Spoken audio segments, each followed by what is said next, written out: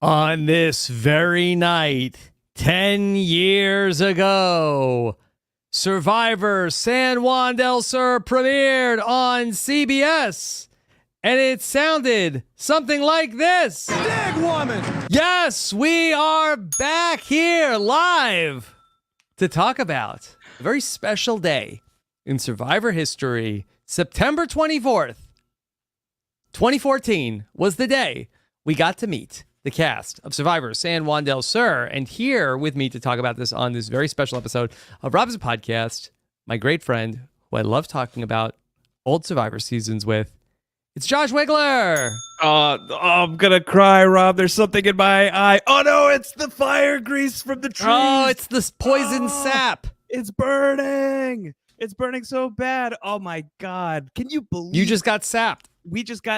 It's been 10 years Yep. since Survivor San Juan Del Sur. You freaking kidding me?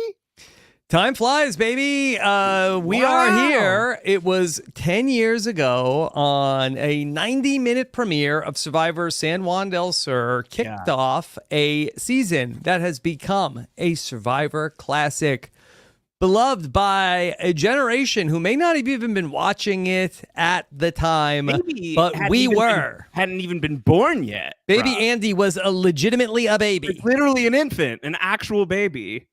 Yes. I mean, not really. He's actually in his 30s, but Sure, you get the idea. So we're here today to talk about this. 10-year-old Survivor fans listening to Survivor podcasts who are then or now? like now, I don't know about now. I feel like that there were then. who were like, oh, wow, I can't believe We have no idea now. We have to wait for them to grow up and tell us that they were listening. I turned 10. Minnow's in the chat. We're doing this live. Minnow says I was 11. 11? 11? Unbelievable. Yep. Unreal.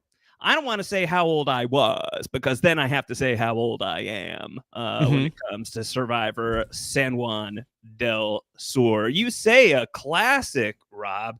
I remember back in my day when it was controversial to like San Juan Del Sur. It was a slow burn for sure. And I will say we watched the premiere for now. And it was, in my recollection, a better post-merge than a spoilers of Survivor San Juan Del Sur. But really, it takes Natalie's revenge arc to really get going. I mean, I'm sure there's a lot to love in the pre-merge. But at the time, especially coming off of Survivor Cagayan, that I think that there was a little bit of a feeling that may have been off to a slow start. Yeah, I guess for some, absence makes the heart grow fonder. I don't know about if there were any wounds that needed healing other than Josh's tree-sapped eyes, so I don't know that time had much to do with this. But for me, going back and watching Survivor San Juan Del Sur, which we are recording these words, September 24th, 2020. 10 years ago, to the day. To this day is when San Juan Del Sur premiered. Also, congratulations to Derek Levasseur for 10 years ago today winning Big Brother. Okay, so what I was also going to say is happy 10-year anniversary to the very first episode of Big Brother that I ever watched. I've watched like 2 more since then. Yeah, because it was right after, right? It was right before. I can't remember which one came first, the premiere or the finale. It probably premiered. I believe that Survivor came on first and then Big Brother came on second. And so I went back and I thought that part of the fun of this project for me to go back, I looked at the dates and, all year long we've been talking about 2014 of the 10-year anniversary of Survivor Cagayan in the spring and a bunch of other things that were 10-year anniversaries this year in terms of Rob as a podcast and starting up the Patreon. And this was really the start of my full-time work doing Rob as a podcast. So it's a very special time for me also. So looking back and mapping out the dates, it's like, wow, this also started this exact week. And I think it's an exciting time for me to revisit talking about this premiere because I think it's also a time that a lot of people really started to find Rob has a podcast. And while Kagiyan got it started, I think that this entire year stretch of 2014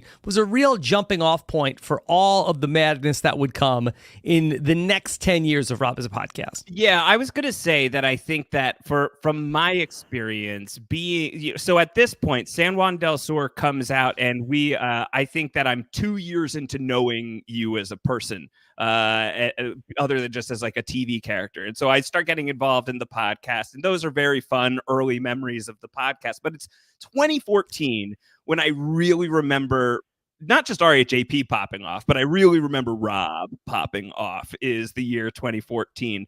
Just on the Survivor side of things, though, on the Survivor podcast side of things, I think that San Juan del Sur is an historic season of Survivor and RHAP because it really revolutionizes and underlines and stresses the monumental importance of the RHAP soundboard.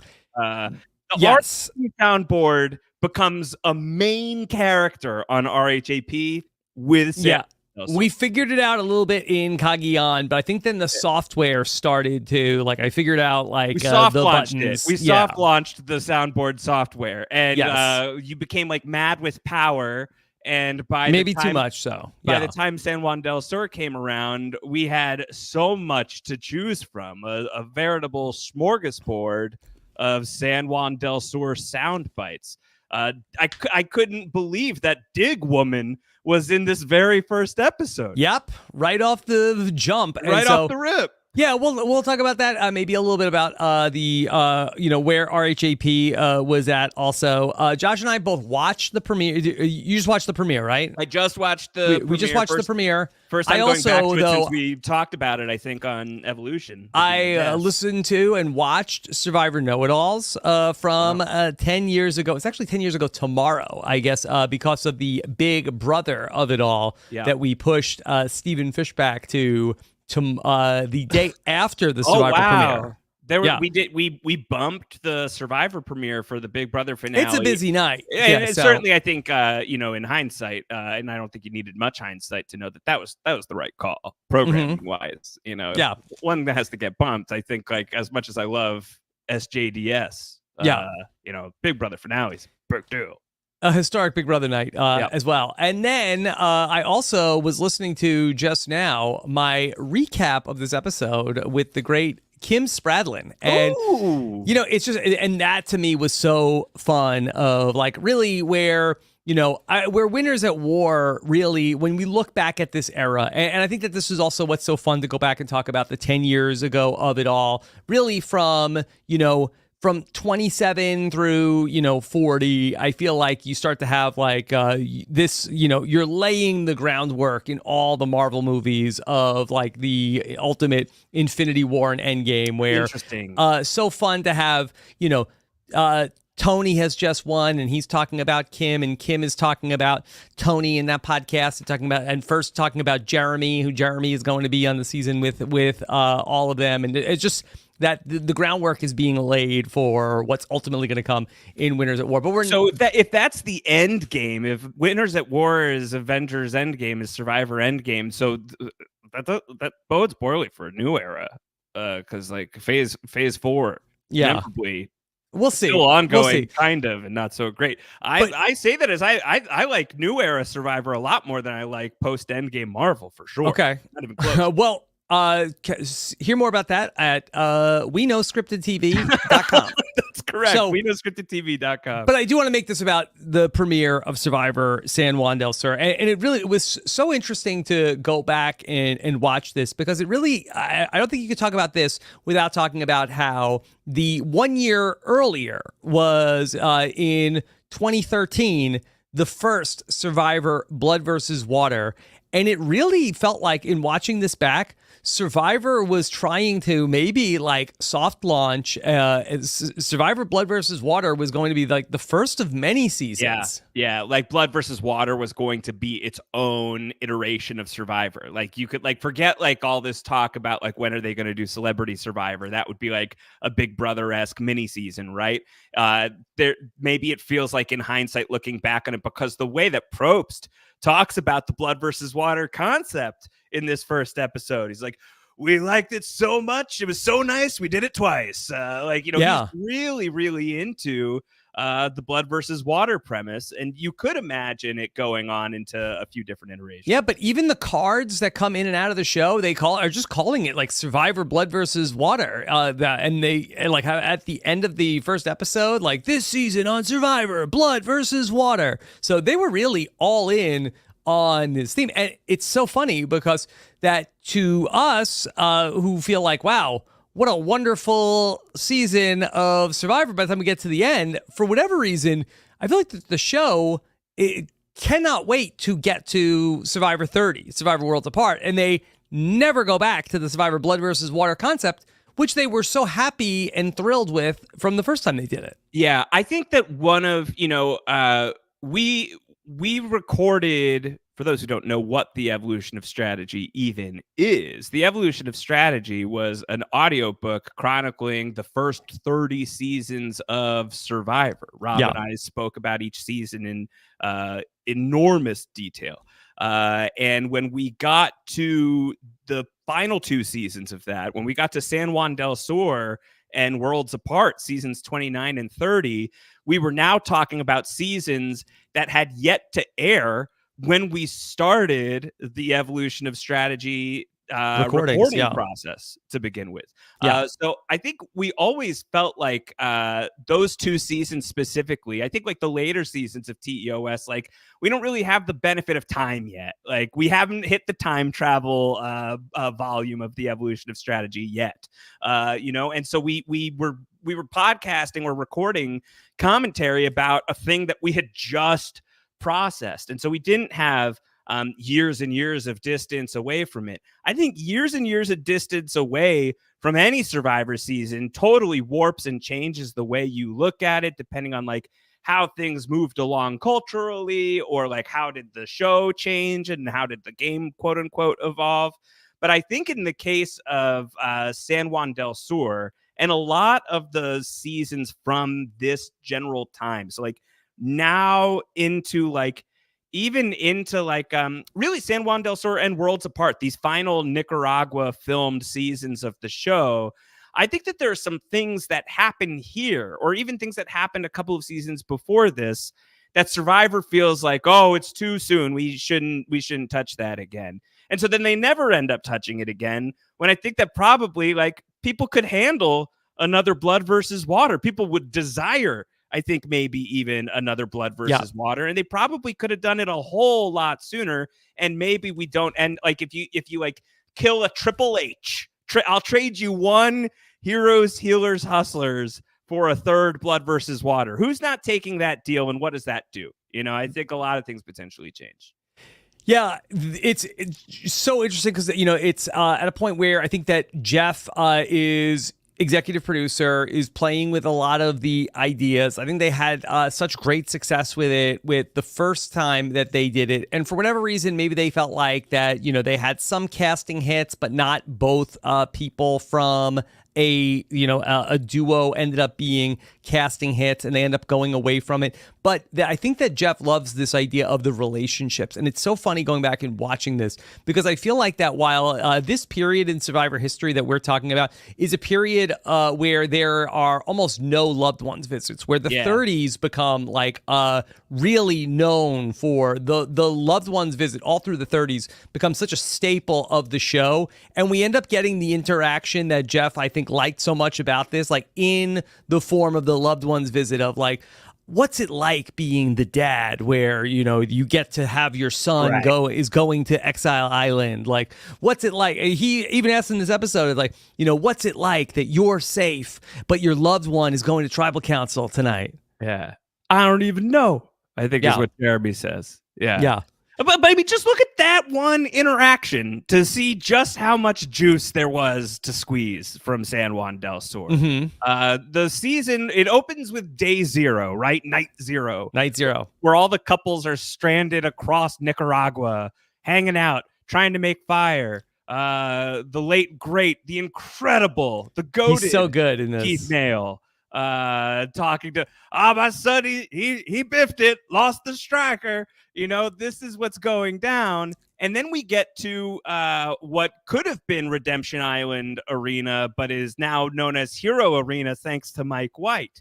And it's going to be, which in itself is historic, right? Well, so this is so fun to be able to these are things that we can know now that we didn't know then. Of that. Okay, so I'm not sure at what point. I think maybe in the preseason leading up to it, I think that Jeff had told the story about that. It was Mike White, the future Survivor contestant, Mike White, who then Jeff had told Mike White about Redemption Island, and Mike White, for the first time in Survivor history, not the last, ends up having Jeff can read Mike White's expression. Yeah. And he's like, but is it fun, Redemption Island? And Jeff, they throw it out. Now, personally, I actually thought Redemption Island worked its best that it ever worked in. Far be it from me to disagree with Mike White on something, but I actually thought that the Redemption Island, at least in if you were going to stop it at the merge, like they do the Hero Arena here, I think that it would be perfect for a Blood versus Water season. Oh man, I'm a psychopath because you heard me rage about Redemption Island years ago, and certainly about Edge of Extinction. At this point, whatever, bring them back. Why not? What? Throw shit at the wall. Who knows what sticks? But I think evaluating what 29 could have been like with Redemption Island is a very fun exercise. But even with just Hero Arena and the concept being you're going to choose your champion and that champion has to go up against their loved one in the Hero Arena. And legend in the making, Jeremy Collins steps up and he's going to be the guy. And Jeff says, do you want to know who you're playing against? And Jeremy, who is one of the deftest, subtlest, socially excellent Survivor winners, I think that you think of when you think of those qualities in a Survivor winner, is just all over the place in this challenge where he's like, I don't care who I'm up against. I don't care. I don't care who this is. Just throw him at me. And then it's his wife. And she's sort of the same way, I don't care, whatever. This is what we signed up to do. And then he blows her out. He, destroys her in this grab your sack challenge. Somebody in the background is going, grab your sack, Jeremy. That did not go over my head.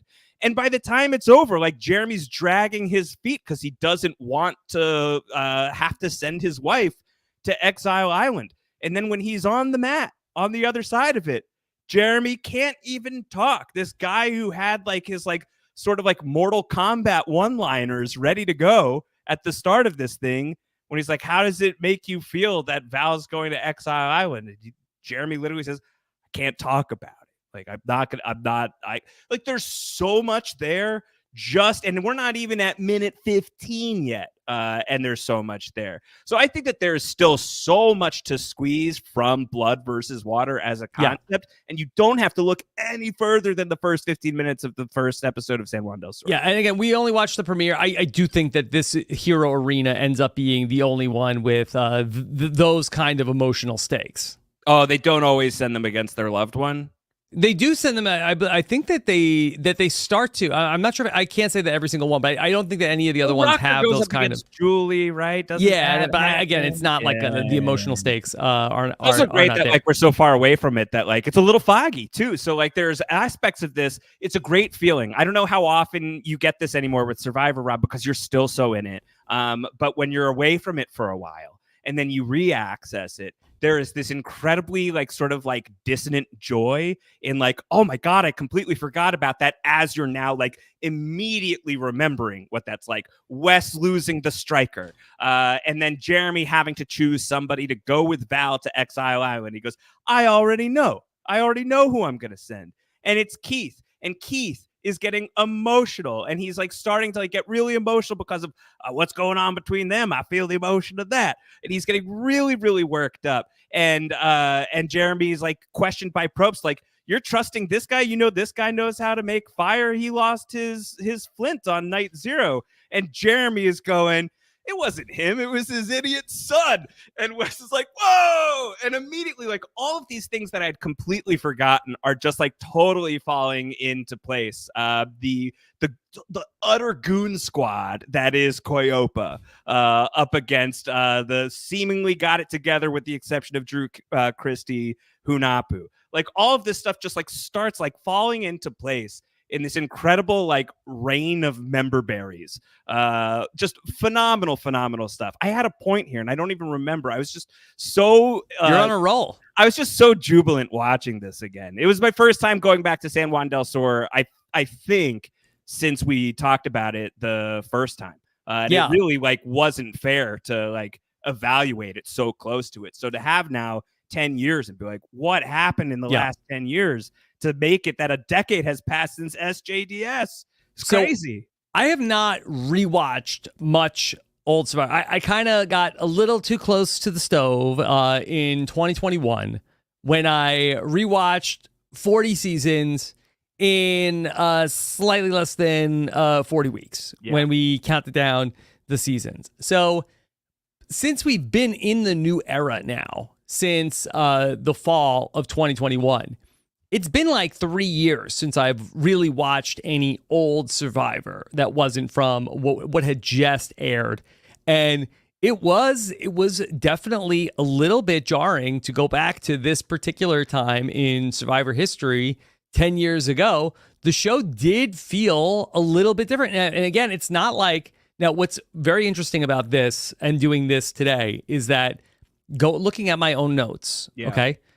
This Survivor history and this Rob Has a Podcast history, it does rhyme, because 10 years ago, this very week, you and I were recording the Survivor Vanuatu chapter of TEOS. Wow, okay. And I have in my notes here, I've written, I'm not sure when we recorded, but in my notes, I'm watching Survivor Vanuatu on September 23rd, 2014. So at the same time that San Juan del Sur is premiering, that we are also watching and recording about what was happening on Survivor exactly 10 years earlier in September of 2004.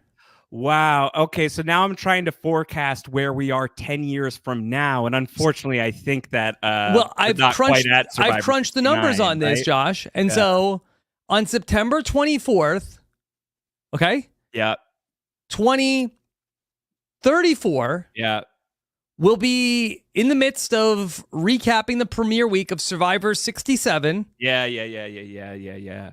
Talking about the 10-year anniversary of Survivor 47. And the 10-year anniversary of talking about the 10-year anniversary that we presided over with It'll be the 20-year anniversary of Survivor San Juan del Sur. On San Juan del Sur. Yeah, and it'll 30-year anniversary of Vanuatu. Yep. Hold on, I'm putting this in my calendar. I want to make sure that in 2034 that I've got nothing planned. Save the date. Yeah, this is important. Okay, 2034. Does my calendar go this far? 2034, September 24. Ooh, a Sunday. Y'all want brunch? Okay. All right. Do some brunch? We'll work it out. Y'all trying to get brunch on September 24th, 2034? Because I am. All right, so I feel like that I noticed some differences, I feel like, from going back and watching Survivor San Juan del Sur through now. With 10 years difference from where we are, like later. 3 or 4 years into the new era versus where we were then. One of the things I thought was striking, and not like the thing that Wes lost, was Jeff describes to us who these people are.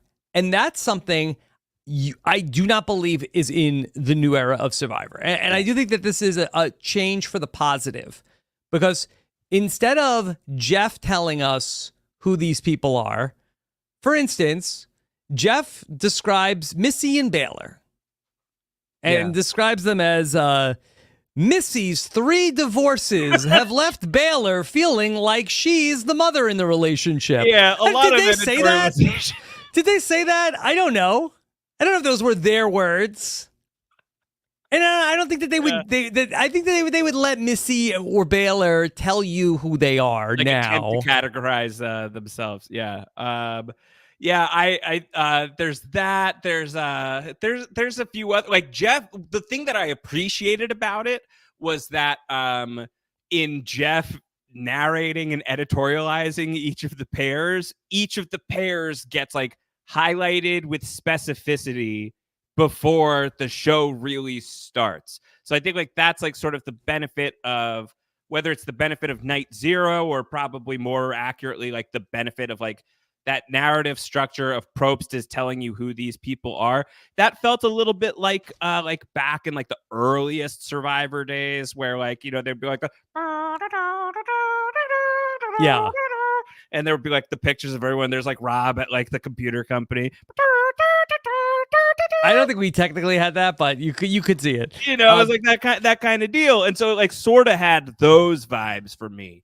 I think that like what the new era is doing instead is like making like bolder format breaks and like having these moments where like Carson could tell you how good he is at puzzles, but instead they can show you him doing like printing out the puzzles and doing them at home. So like I think like there's a way that they're having their cake and eat it too. But as somebody who now is like I still don't know how to classify myself, but like trending casual, at least for like new age Survivor. Like I know who Rome is because he's halfway in the well, and I know who John is because he's not there anymore, and I obviously know who Asia Welsh is, and a few of the others who I know. But like I don't feel like the cast of 47 was like remarkably characterized for me. And at the very least, like, I don't think that I could like tell you half the names of the cast, but at the like 15-minute mark of San Juan del Sur, I feel like because like the pairs have been laid out, I at least know the relationships. It's a different game literally here with San Juan del Sur. And a big piece of that is like, these aren't former Survivor players. And like, you can't just say like, well, that's Rupert's wife. Like they got to work harder to like show you who the various pairs are. I think it's successful there. I don't know that it's necessary now, but that was my only observation. The observation you made of like, oh yeah, and Missy's just been divorced a whole lot, and Missy's got a lot of work to do to make it up for Baylor, who had to mom Missy. It's like, Jeff, come on, you don't have to say all that. You can just let it ride. Get in the back seat and let Missy and Baylor drive. Yeah, I do think that it's something that the show has worked on over these 10 years of, I think it's probably an improvement, at least from the perspective of the contestants, of that they're going to let the contestants tell you who they are more so than they are going to tell you who the contestants are. Yeah, for sure. And I think that that's great. I think it's great. It was nostalgic to see, though. It was nostalgic to see. We end up with two tribes. Also, what a departure from the new era to have these two tribes. But interestingly, two tribes of 9, and I believe this is the only season that we actually no. I think in Edge of Extinction, I think there's also two tribes of 9, and we end up dropout. Were there dropouts? Yes. So Kim and Do Kim. Oh, right. That's So Kim, and then she comes back. Yes. The next season, only to not get a Foo interview with me, but could have. How it works out with if So is in a blood versus man, the butterfly effect that George R. R. Martin warned about. Yeah, that's it. Yes. Yeah. So Kim ends up being not in the season, and we end up with these 9-person tribes, which I guess does loom large in the very first vote. Okay, Mike Bloom reminds us that Vanuatu, Guatemala, and Gabon also had two tribes of 9. My question for you, Rob, is off the rip, without looking at anything, can you give me the tribe breakdowns? You got that in you? I'll tell you like which who's in Koyopa, who's in Hunapu. Oh yeah, I'm pretty sure I could do that. So Hunapu. If I'm going to start with the men, you know what? Ladies first. Let me start with the worst. Okay, with due respect to our winner. We're not learning anything from what Natalie Anderson, Kelly Wentworth, Missy, Julie, and then I'm assuming that they have. This is the tribe that has 5 men. They have Jeremy, Keith, John Mish, Reed, and who am I missing? I can't believe you don't have the courage to remember my name here. Oh, Drew Christie. Yes. Okay. And then on the other side, Alec Christie, John Rocker, Wes, Josh. Then Dale. Baylor. Jacqueline. Val and Nadia. There he goes. I could not do that for every season of Survivor. No, I know. I do not believe. But this one, could you do that for New Era? Do you think? I believe so. If I asked you, and I'm not asking you to actually do this, but if I asked you, give me the names of everybody on every tribe from every starting tribe from 41, could you do that? I think so. Do you want me to? No, I don't really want you to try. I don't really want you to try. I was trying to. I'm pretty confident. Theory. My theory being that in the moment at the time, we had a lot of gripes, just like the Royal. We had a lot of gripes about like the various themes and like, does this make any sense? Like, why are you a hustler? You should be a hero. Why are any of you any of these? This shouldn't be a theme. This kind of thing. But I think like in those days, like there's at least individuality, and I think like there is more specificity to like who is on which tribe. I find it easier to track for me, at least mentally, but I have not studied the 40s casts the same way. But I just wonder. Yeah. Okay. Josh, what else stood out to you about the premiere of San Juan Del Sur? Obviously, individual people. So many of them who would go on to become legends in their own right. We've talked a decent amount about Jeremy already, who would just come back a couple seasons later and deliver a very impressive win. We could talk about Jeremy all day long in his first episode here. Well, Jeremy is such an interesting character here in San Juan Del Sur. And I always think about, Jeremy and how he came back in Survivor Second Chances. And one of the things that I always think about Jeremy just as the Survivor player is the interview that you did with him when you went out to Cambodia, not Fiji. And you talked to him before he played in Survivor Second Chances. And he just came across as like very like loosey-goosey, and he was at peace with whatever happened. And to that point, I wouldn't think that was the right headspace to go into a returning player game. I mean, Jeremy here is just, stressed in San Juan del Sur. He has a lot going on. He definitely has like main character energy, but that main character is like a, Jack Bauer, who is just there's no time. Is just like going through it the entire time he's on the show. Yes. Like that is his energy, and then his energy is completely flipped.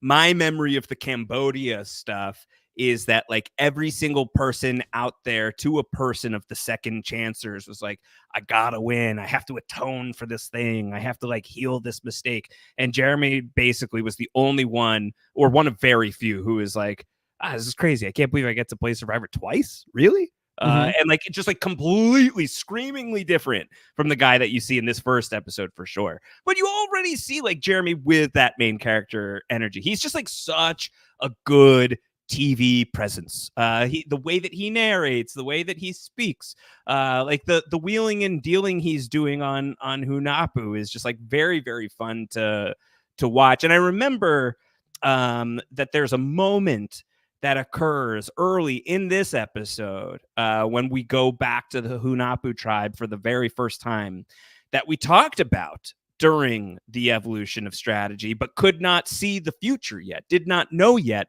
that Jeremy would be a Survivor champion. And there's a moment where he and Kelly Wentworth very quickly handshake deal on an alliance and go their separate ways. And Wentworth will go on to have a very like underwritten story here in San Juan del Sur, only to become a legend in her own right. But in that moment, I remember in TEOS, you and I just like crossing that scene and being like, this could be historic. Like, this could be a historic moment. And I think in a lot of ways, the Hunahpu Beach actually was very historic, specifically for Second Chance. Sure.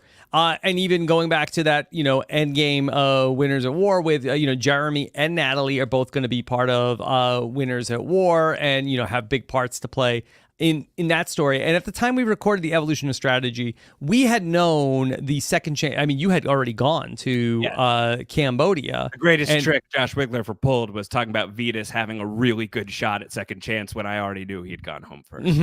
Yeah.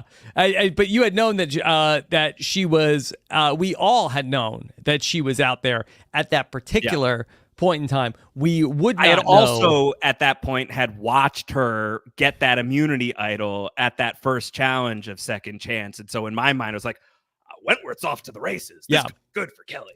But you know what? That if we were talking on September 24th, 2014, and we were talking about Wentworth, it wouldn't be Kelly that we were talking about. No. That it would be Dale, who had the much bigger premiere episode. Yeah, another reason why there's a lot of reasons to mourn the Farm Guy 69. I was just going to say there's a lot of reasons to mourn the fact that Survivor had to skip a year of production for the very obvious reasons of we were in a global crisis. But I think one of the greater tragedies will bear fruit 10 years from now when it's the premiere of Survivor 67 we're talking about instead of the premiere of Survivor Farm Guy 69, which could have been nice. Yeah, I'll have to wait 11 more years for that instead of just 10. But, that'd be tough. That's, just... Dale breaks his glasses and starts a fire. This just doesn't get talked about. Yeah. Did Dale wear glasses? Did he just bring his glasses to break? Were they reading glasses? He needs to read it for all, he was going to read all the tree mail. And then he couldn't be the tree mail reader anymore because he couldn't read them anymore. I had completely forgot that Dale gets the fire started with the glasses. I feel like that this totally gets overlooked in Survivor history. I feel like Yao-Man does it. And again, everybody's like, oh my God. Yeah. We get Dale doing it. It's a footnote. Well, then maybe everyone on if we could check if there's any sort of way documented way to check what were what was the search engine on September 24th, 2014, what were people searching for on Survivor? Does Google Trends go back that far? Why would you think that people were looking up Dale Wentworth? I don't know if G Trends was going back that far, but if it was and people were searching for Dale Wentworth that night, and then what would yield is Farm Guy 69, maybe people were like, I don't know. Yeah. My kids are in the room. Yeah. I'll look at that later. Josh, something else about some other footnotes about Survivor San Juan Del Sur. That though, that his that was his Twitter handle. His Twitter handle, his social media handle was, and I believe is Farm Guy 69. Why would he change it? Yeah. 10 years greater. Do we know why he's Farm Guy 69? Was that ever revealed in the lore?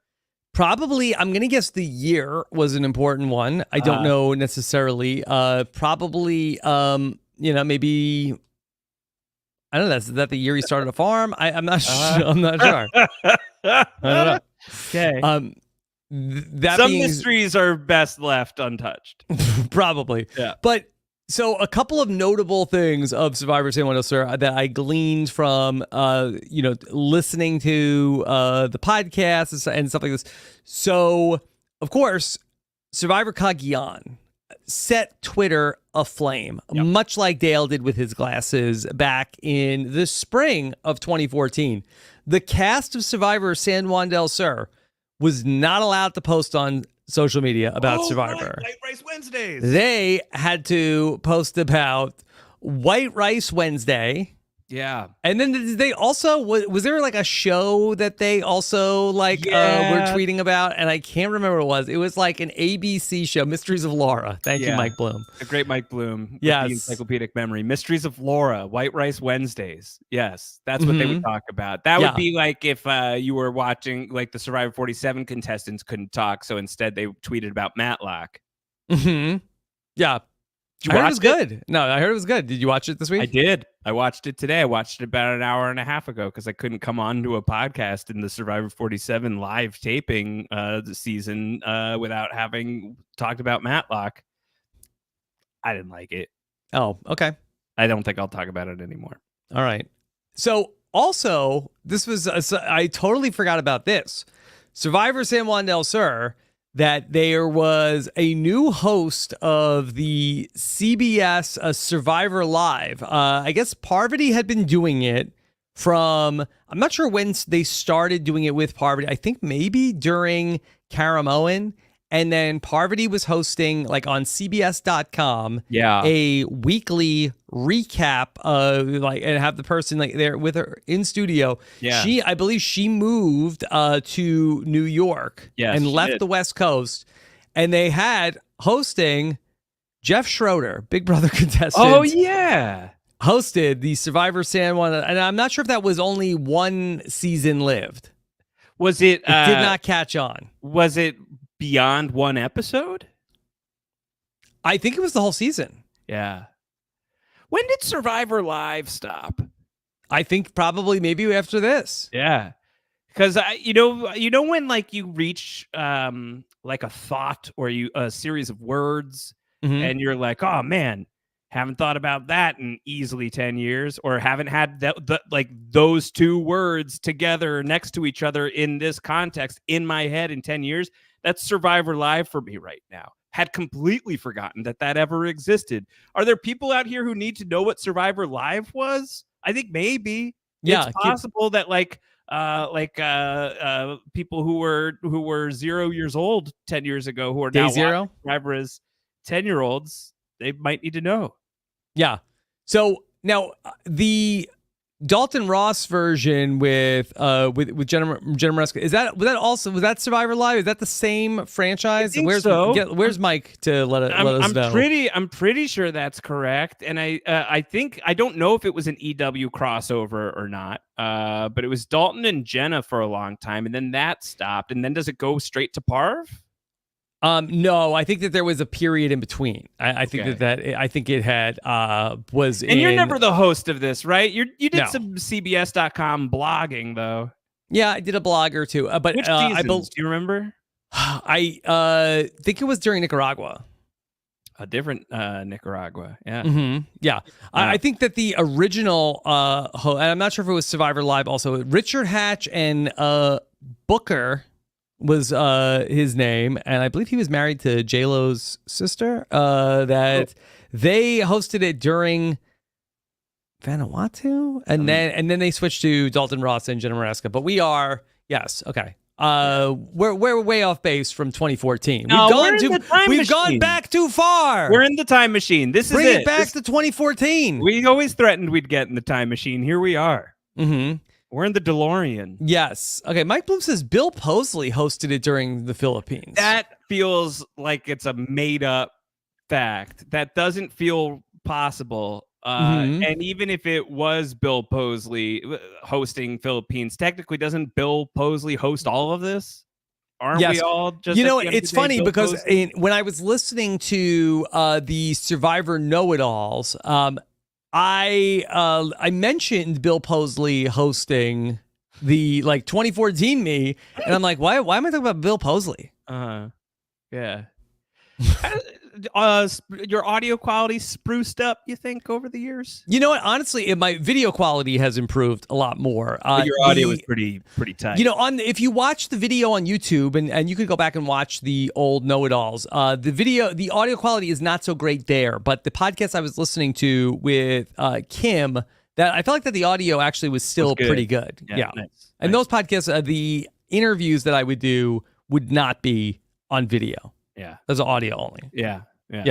But let's bring it back to... Yeah, sorry. We went down the wrong stream. We have to pay homage. We have to honor the greatest figure of San Juan del Sur. Looms large over the whole season. Gonna get a second chance invite as well. Just the absolute best immediately, the late, great Keith Nale. Yeah. How great was it to watch Keith Nale on Survivor today? Yeah, it was fantastic. Emotional. I don't feel like in Second Chance he gets as much as he does here in Survivor San Juan Del Sur. And he has like a side to him I feel like that we don't really see in Cambodia, where, he seems just like the greatest guy. Yeah. I mean, he's gonna get his moments in Cambodia for sure, between like the tuk or him like just like zoning out while Jeremy's trying to catch his attention for what is that, final 6? Final 5. But Keith's arc in San Juan del Sur is just so good and emotional and powerful immediately, from like a guy who's like making fun of his son for losing the flint, to being the guy who like has no problem hopping in and helping out with Val, to then being like the guy who again is like, he's like afeared of these urns, right? Like he's scared of the game is sort of Keith's whole arc, which is just it's so funny to me in hindsight, because this is a man who went out twice in like almost back-to-back seasons in very quick order, and places what, 5th and 4th, right, or 4th and 5th. Like Keith Nale was great at this. And he had a great shot to win here in this season. I feel like in Second Chance, maybe more of a long shot, but it did feel like that he had like an inside track at this thing. Yeah.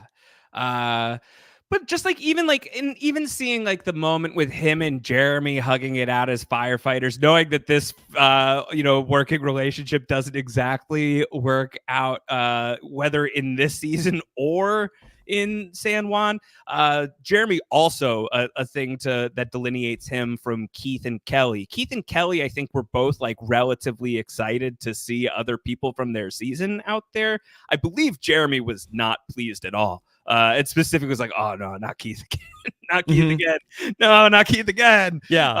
And I believe it's fine. It's fine in this premiere episode. That the relationship does sour a little bit when we get into everything with the sub-alliance and Keith and the hat and the mustache and like those like beautiful eyes that are like constantly just like about to shed tears. The jeans, Rob. The jeans are a really underrated component of Keith, who's just always wearing them.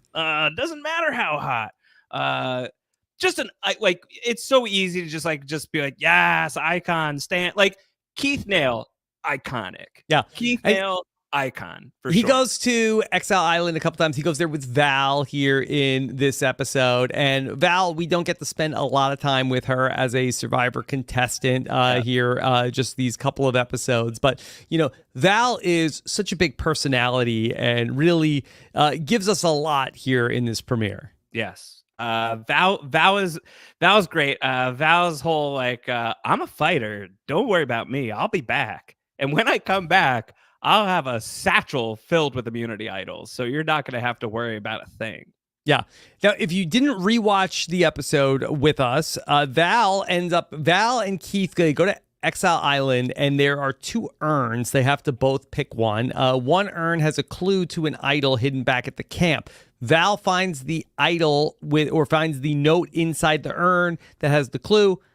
Does not share it with Keith. No. Luckily, Keith is sort of easy come, easy go. Yeah, he's like, all right, that's her business. I don't even really. If it's about her camp, then that's I'll leave that to her. Yep. Yeah. But he's scared of the game. He doesn't want to play this. This is terrifying. I get Val gets the clue to the hidden immunity idol. Yeah. Yeah, she does. And so like that ends up becoming sort of a possible hot spot when she returns to Coyopa, and Coyopa has to go to Tribal, and she hasn't had a chance to meet any of these people yet. So like reason to think that maybe she's somebody to go after. They really don't go after her, which I remember being a little confused by in the moment. I went back and shout out to the great Mike Bloom here in the chat, who is the king of Survivor coverage at Parade Magazine.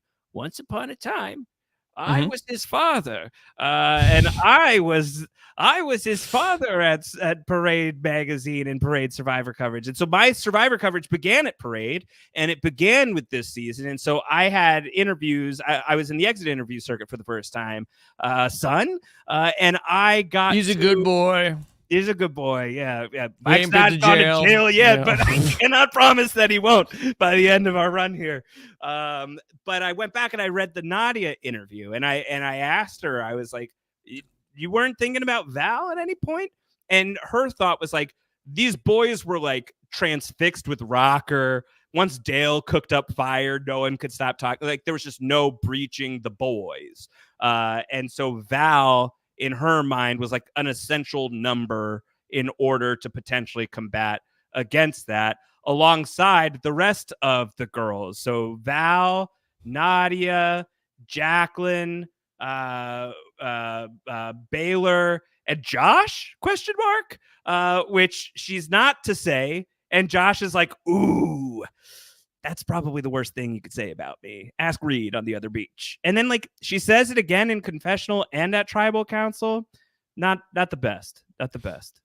No, it wasn't really great. She's that in the battle of like men versus women, that she says a couple times that she was counting Josh as one of the girls. And look, I think even at the time we were saying like, maybe she shouldn't have said that. I went back and, like I said, read the Nadia interview, and my first thing that I say to Nadia is, "Hi, my name is Josh, but I'm not a girl." And she says, "Okay." And I say, Mike Bloom, you got like edit access? Because like that doesn't need to be in there. Like maybe Mike still has edit access. Hey, look, it was 10 years ago. Yeah. Like we all get better and smarter, and it's okay. I don't think that Josh. I have like a couple things to edit out though. You could do that, right? Okay, we'll just go through. Yeah. So Josh, first Survivor Josh. I was so excited to finally have a Survivor Josh. Yeah, he did not love that, but I don't think that was the reason why he ultimately didn't side with them. He actually has a curious vote. He votes for Baylor, and I think we find out in the next episode that he was trying to like hide his relationship with Baylor. Yeah, but in the podcast, we're very confused about it. We're all confused about this. I'm still confused about it because I haven't looked ahead and I haven't like read ahead or anything. So I don't really remember why he does it. I just remember like this being like a bad choice that ultimately doesn't benefit him at all with Baylor, right? Like I think like there are moments where like Baylor could be more loyal to Josh, but because he does this, she didn't like this. She didn't like that at all. Yeah.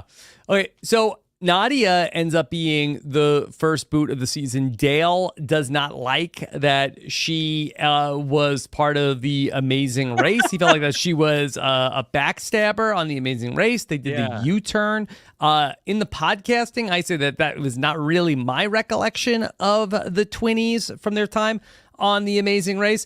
Interestingly, at Tribal Council, Jeff even asks Nadia, how do you compare being on Survivor to being on The Amazing Race, which I am a little surprised, maybe because Nadia ends up being the first boot. They include that in there, but for Jeff to even be talking about The Amazing Race was a little bit surprising. Yeah, you could tell that like, because like Amazing Race is really not part of Natalie's story out here. As like we really like just like we run as far away from The Amazing Race as we can as quickly as possible. It's even only brought up when like Jeff is doing these like night zero intros of all of these people.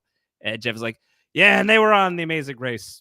And like, just like kind of like he has like these epic editorializations of all of these different people. It's like, hey, yeah, Natalie, Nadia, they played The Amazing Race. And it was one for us and one for them in the fall of 2014, as of course, friends of the pod, Keith and Whitney, appeared on The Amazing Race that fall. Is that right? Yes. Keith and Whitney got on a different CBS show? Yes, they did. Why? I guess that they love to have a showmance, and I don't know if it was like, hey, we'll trade you twinnies for Keith and Whitney. I had to have known this, but this is another one of those like, really? That happened? That also happened. Yeah. Keith and Whitney? If we want to know why, we'd have to go back and re-listen to my exit interview with them. From South Pacific? Oh yeah, that was a really good exit interview that you had with them.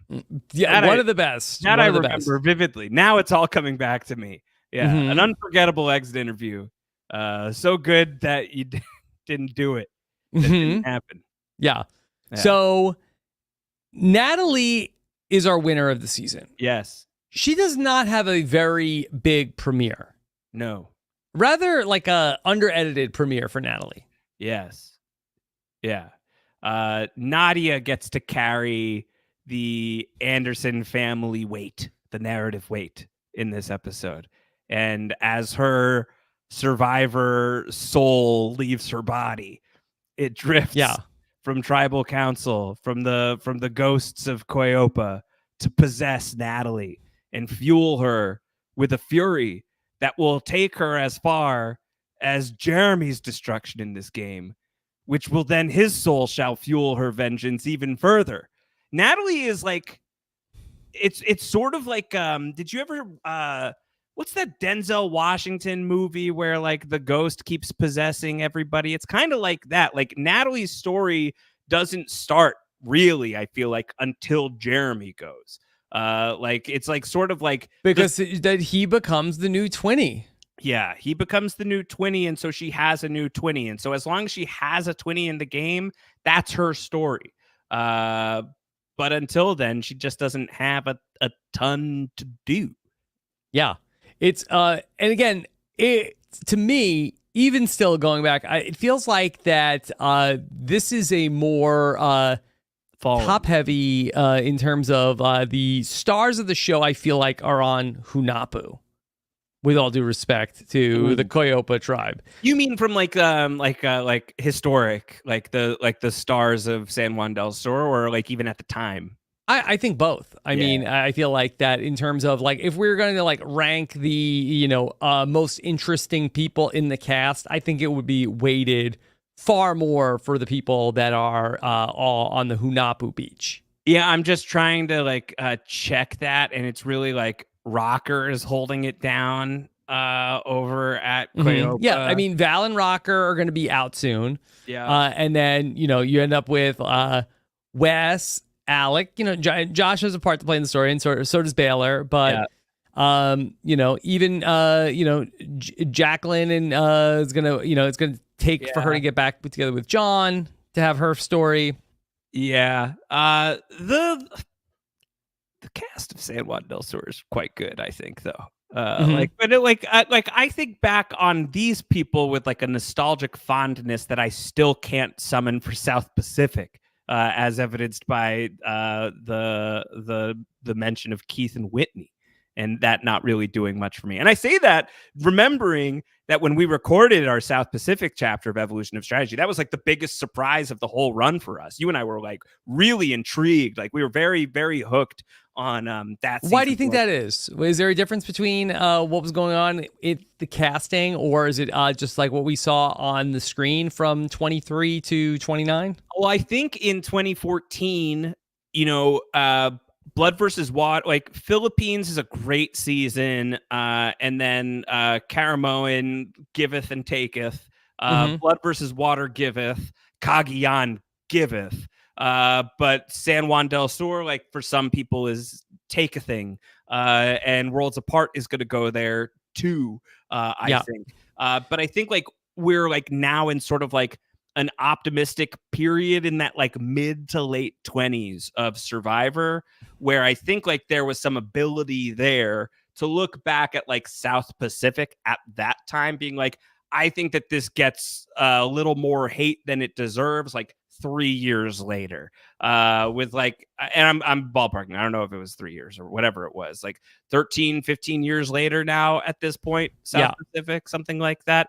I just don't know that like the nostalgia goggles are on for that. If I may posit a theory on, South Pacific versus a season like San Juan Del Sur, that these returning players who come back between, Rob and Russell and then Coach and Ozzy, that they end up just like taking up so much screen time that maybe we just never got to know some of these other characters to the same degree, where probably, and I'd have to go back and look at like the confessionals and everything, but it feels like that the edit is probably more even. Even the people who are like the big stars of the season, like Jeremy, ends up going out around the time of the merge. So I think that probably the amount of screen time that we spend with all these characters is probably pretty even.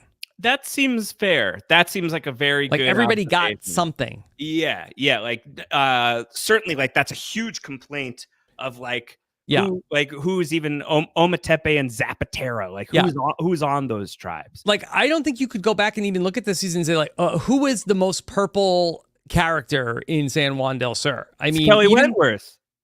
Probably, yeah. Who goes on to be like a legend. Yeah. I think that San Juan del Sur is like I don't know. I think like it is in its own way as emblematic of what Survivor was like back then as something like Cagayan, maybe even more so. Cagayan is like a legend that has grown larger in the telling and felt like it was sort of like this instantly legendary season to the point where I think like it's grown overrated probably to a certain extent. See, and you say you haven't been on Survivor Twitter. Yeah, well, I have an insider. And I don't think that there has been like sort of like a real reason for any sort of like any feeling developing about San Juan del Sur other than positive nostalgia. Like I can't really think of like a reason why you would like think back on this season and think about anything other than just like kind of being happy.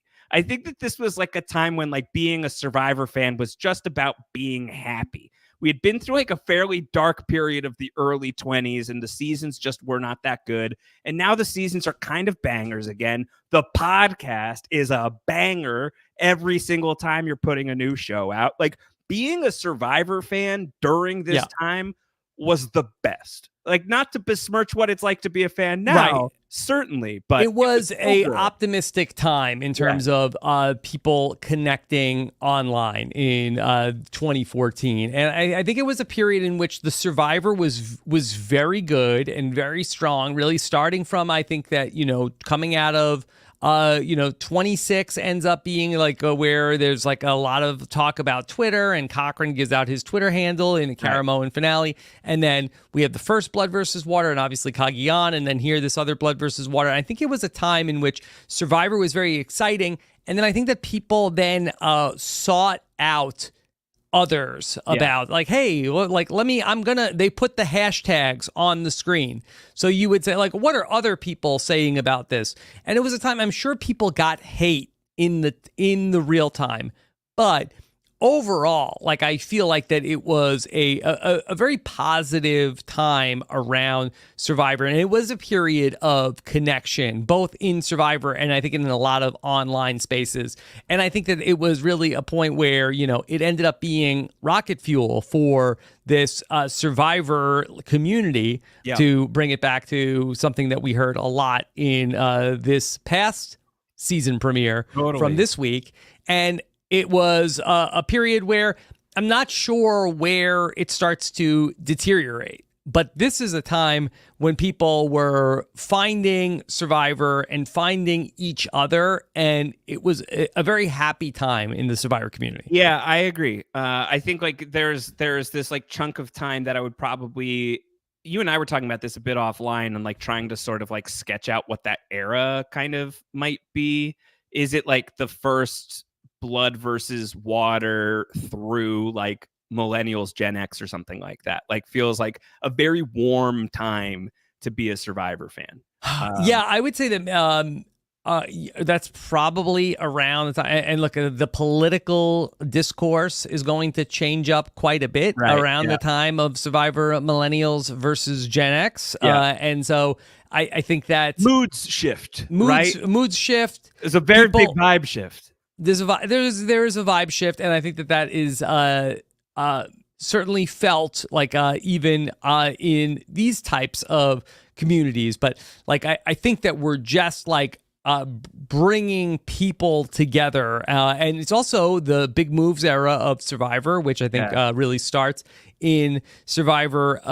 The first Survivor, Blood versus Water, and famously with Sierra voting out her mom. But we do have at least a few big moves here. Maybe not the flashiest. Probably the Natalie playing her idol in the finale and asking Jacqueline, "Did you vote for who I told you to?" Yeah. Probably being the biggest of the big moves from Survivor San Juan Del Sur. But what do you think gets remembered better, like the big move or the big character, generally speaking? I think that certainly the characters here in this season, but I think that the show really falls in, like, it has been my personal thesis. Survivor falls in love with the blind side in Survivor Cagayan, and then in a season where we get the blind side of Jeremy, and then it's not really a season of blindsides in Survivor San Juan Del Sur. I feel like that the show maybe struggles with how do we market this.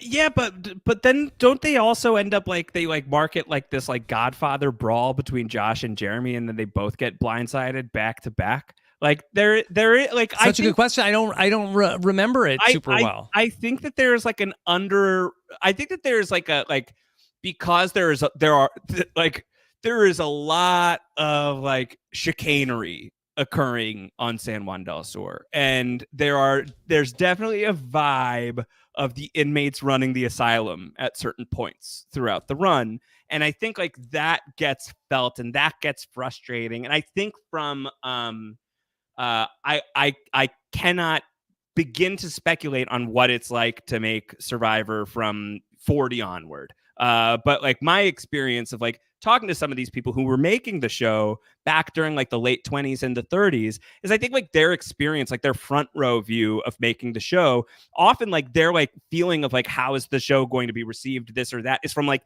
the feeling of a blindside in the moment, or like watching a big move happen in the moment. And then that stuff maybe translates differently to us back home. And I think like San Juan del Sur was not a particularly loved season by the people who were making it, for reasons that are probably like similar to that. But I think that like beneath the buffoonery, there are like really like fun, solid moves that are being made. But I don't even want to say beneath the buffoonery, because I think one of the most instrumental words in the Survivor lexicon is right there in buffoonery. It's the buff. The buffoonery is the stuff. I think my stuff, ultimately, when I think back on like what I love about this show, is the level of hijinks you get from season 29. I don't know if that could have been appreciated as much by the people making the show in the moment, and that might be part of the reason why like all right, we exhausted Blood versus Water. It wasn't as good the second time, so let's just not touch it. Let's just not do it again. When I think like, I don't think that's right. I think you could do it for like 51 or whatever, if we're like going to start this thing all over again. Like, and people would be psyched. People would love it. I think it'd be great. I don't know. Yeah. Well, I have long found with my interviews that we do with the contestants, the strategy I feel like is fleeting. Like, there certainly is an audience that is here for it, and like the over explanation of the moves, take it apart, how did it work, what did you say, what did you do, who was thinking what, and that's certainly like that autopsy is always interesting. But what I find that the things that when people tell me about their favorite moments from this show, from this podcast, are always like the anecdotes, the stories, the times they laugh, the character moments that people get. And I think it's very much similar with Survivor. And so I think that we sort of like maybe come in for the big moves. We want to be here for the blind sides, but maybe sometimes they all blend together. And I think it's sort of the moments where you felt something are really the times that you look back and those really stick with you. Yeah, I think so. I think so for sure. I really want to open back at this. This was great. Oh my God. I want to open this up if there's anybody who has any questions, but what do we do with this from here? What do we do with Survivor San Juan del Sur? Like, do we like, Are you asking like, do we put it in the back seat and drive away with it, or what are we doing? Do we come back to this in 2034? I think at the bare minimum, every 10 years we have to check in on San Juan del Sur. I think is very important. I think is very important. It's on my calendar. It's a Sunday brunch. I saw someone watching this live say, "Oh, live event, Sunday brunch podcast." That sounds fun. So 1 week from now, okay, I believe it's October 1st, 2014. Okay, is the 10-year anniversary of the very first live Know-It-Alls. One week from now, in 10 years, or 10 years ago, October 1st, 2014 was the very first live Survivor Know-It-Alls. I was there. Yeah, there was 75 of us in the basement of the Gotham Comedy Club. Yeah. So, I don't know, should we celebrate that anniversary next week? Yeah, absolutely. Do we go back do we have like the video to watch and everything? Can we recap? I believe the video is there. I mean, that would be fun if somebody would then recap the video and tell us about anything interesting. Look, if you're telling me you want to come back 1 week from now and remark on more decade later history in the Survivor pantheon, I would be here in a heartbeat. I literally have nothing. Well, let's see what the responses to this episode. Okay. I mean, the live chat today was pretty positive. Yeah, very positive. Loved seeing all the people in here. Yeah, I'm up for it. I would check it out. Let's see what the folks think. Okay. All right. We love to hear from you in the comments about how you felt about this podcast, what it was like having Josh back talking about Survivor. How was that? Was that good for you? It was great for me. Yeah. Any thoughts on after watching the Survivor 47 premiere and how this premiere stacked up? It was the first time that I've watched Survivor live in forever. It's such a long time, and I really, really missed that. I'd forgotten how much I missed like what it's like to be on whatever version of Twitter this is right now, while an episode is on, to then have the podcast live 15 minutes later. I mean, I think that the truth about Survivor, or at least my experience with Survivor, and I imagine many people's experience with Survivor, if they listen to like a podcast about San Juan del Sur 10 years later, they're an hour 10 plus into the podcast, and it's not even an off season. The season is happening and you're listening to this content. I think that you will be much like me in saying that the internet was always part of your Survivor experience. Like, the internet has been like a companion with me when it's come to Survivor, from the earliest days of those first few seasons playing ORGs, to getting to talk about it on RHAP, to getting to talk about it on Twitter with people. That live online community component that was alive 10 years ago, or was maybe being born in a new way 10 years ago for San Juan del Sur, absolutely still exists and is flourishing today. And I really enjoyed it. I binged the new era, and that was a really fun experience that I'm still unpacking. But there's just nothing that really compares to watching Survivor on the weekly. Watching Survivor on the weekly is just a transcendent experience. So as far as like my takes on 47 right now, my takes are really mostly just about like the community around Survivor, less about the episode itself. Could we make any comparisons? If we were going to make a list of what are the things that Survivor 47 and Survivor San Juan del Sur have in common? Okay. Both have a famous John. They both have notable media friendly or media unfriendly John, depending on which media talking about. Yes. Were there any no one fell down a well in San Juan del Sur? Dale should try to take the cover to the well, or took something off of the well. That's right. There were some well shenanigans. Yeah. There's a little bit of Matt chat freak out in San Juan del Sur, but it's Jeremy. Like, I think Jeremy is like in like a much more like, it's not as big of like a moment as what happened with Andy this week. But there's There's some drama about kicking out. I don't know that there's a ton. Really. Not a ton yet. Okay, I don't know that there's a ton. We'll see. Really. Might be fun to chronicle as we go through it. Uh-huh. Okay, all right. Josh Wigler, of course, if in case you've been living under a rock or a rocker, a 5-letter word, okay? Josh Wigler has been part of the team talking about scripted TV back here on Rob's podcast. You can find it all at WeKnowScriptedTV.com. That's the homepage for all of our scripted TV podcasting. WeKnowScriptedTV.com, where every week we're talking about all sorts of non-reality shows. We know unreality. We didn't want to go that way. No.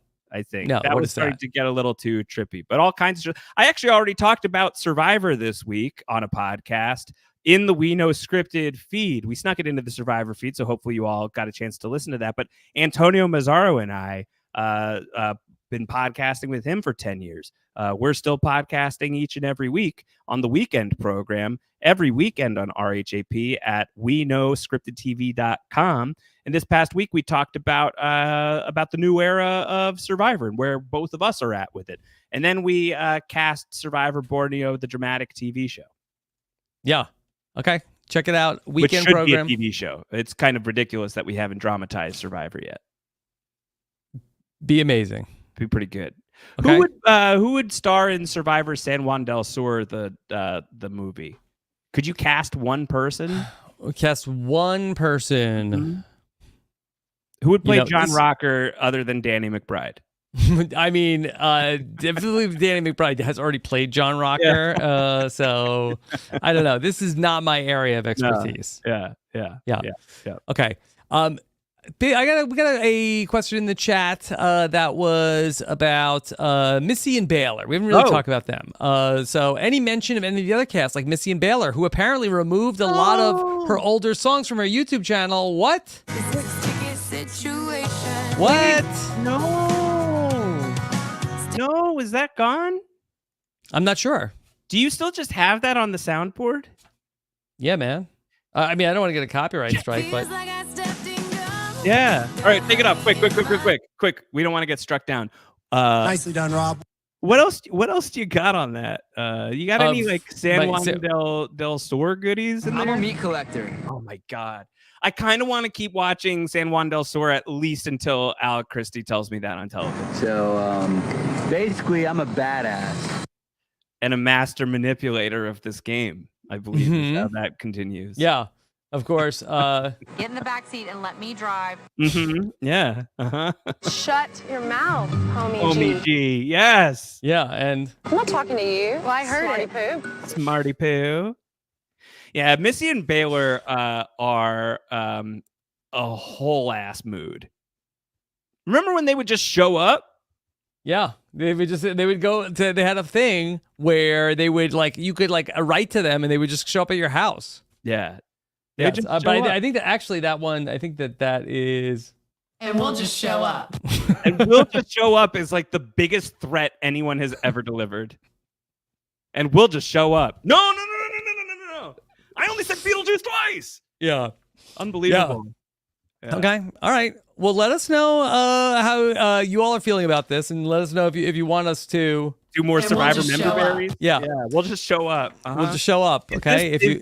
I feel like in many ways that we talked about San Juan del Sur in a way that was like fairer and more evolution of strategy to San Juan del Sur than the actual evolution of strategy coverage of. But you know what? In fairness to us, like we were talking about it so close to when it happened, it would be like if we did the evolution of strategy of Survivor 45 right now. You know? Right. Yes. Yeah. It's like it's hard to say how it changed the future. It didn't happen yet. Like if you're one of those people who wants like the Survivor 45 chapter of the evolution of strategy right now, then you may as well just pay me and Rob to read the phone book because it's gonna be the same level of intellect, as in not much. We're just gonna vibe, but I'll do it if you want to release chapter 45 of the evolution of strategy, and it's just some phone book banter. Okay. Well, look. Let's one step at a time. On that. Now, we got this whole thing started back in 2014. If you want to become a part of this patron community, we're still having a lot of fun, including a weekly Survivor Q&A. Take questions from our patron friends every Friday about what's going on. Had a great call this past week. Plus, so many perks, including we have our live show coming up in New York City on October 16th. I'm planning a patron-only meetup the night before. So lots of exciting stuff that you can check out. Plus, merch discounts, ticket discounts. You can get that all at robisawebsite.com/patron. Discounts? Like if you made the merge, yes, like you get more money. Well, yes, off? merge discounts where that for Survivor San Juan Del Sur, you had to merge on day 19. Now, with our special discount at robisawebsite.com/patron, you get the merge at day 13. 6 days off the merge at robisawebsite.com/patron. Not bad. You thought of everything, haven't you? Thought of everything. Wow. Okay, Josh, what else is coming up for you? Anything? Down the hatch with the great Mike Bloom, we've been recapping every season of Lost, but just the seasons. We're not doing it in episodic detail because we're not that psycho. We're almost done. We're almost finished. There's spoiler free, so if you're just watching Lost for the very first time, you can finish a season, then listen to the season 1 recap, and so on and so forth. Really, really fun. That's been great to do with Mike. Otherwise, I'm here behind the scenes on RHAP helping Rob make the podcasts go boom. So I'm here just like a little bit behind the curtain. A little bit. Okay. Just behind the veil. All right. Thank you so much for joining us. We got the slop coming up for the patrons at 6 p.m. Eastern, talking about another sloppy week on Big Brother 26. Take care, everybody. Have a good one. Bye. Bye.